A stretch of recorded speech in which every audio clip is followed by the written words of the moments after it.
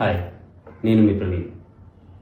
Operation Sindoor ఈ series నేను start చేయడానికి కారణం నువ్వే కాదు, ఇంకా నీలాంటి నా ఫ్రెండ్స్ కూడా కారణం. దేశంలో ఇంత పెద్ద ఇన్సిడెంట్ జరుగుతున్నా కూడా దాన్ని తెలుసుకెళ్ళిపోతున్నామంటే నేనేమన్నాను తెలుసు. న్యూస్ పేపర్స్ చదవడం ఇవన్నీ తెలుసుకోవడం అంటే కష్టంగానే ఉంటుంది.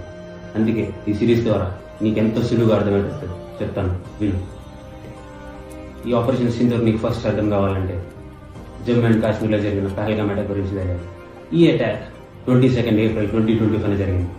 ఈ అటాక్ని టోటల్గా 4 టెర్రరిస్టులు చేశారు. ఈ 4 టెర్రరిస్టులు మొత్తం ది రెసిస్టెన్స్ ఫ్రంట్ అనే పాకిస్తాన్కి సంబంధించిన టెర్రరిస్ట్ ఆర్గనైజేషన్కి సంబంధించిన వాళ్ళు. అయితే ఇది ముంబై 2008 అటాక్ తర్వాత ఇదే one of the deadliest terrorist attack అని చెప్పాలి. ఈ రెసిస్టెన్స్ గ్రూప్ దీనికి సంబంధించిందంటే లష్కర్-ఇ-తైబా అని powerful and dangerous terrorist organisation సంబంధించింది.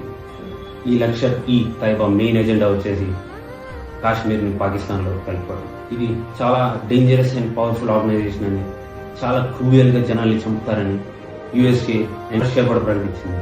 వీడియో నువ్వు ఇక్కడ దాకా చూసామంటే నీకు ఎంతో కొంత ఇంట్రెస్ట్ ఉందని అర్థం. చూడు, రోజుకొక ఎపిసోడ్ నీకోసం వదులుతాను.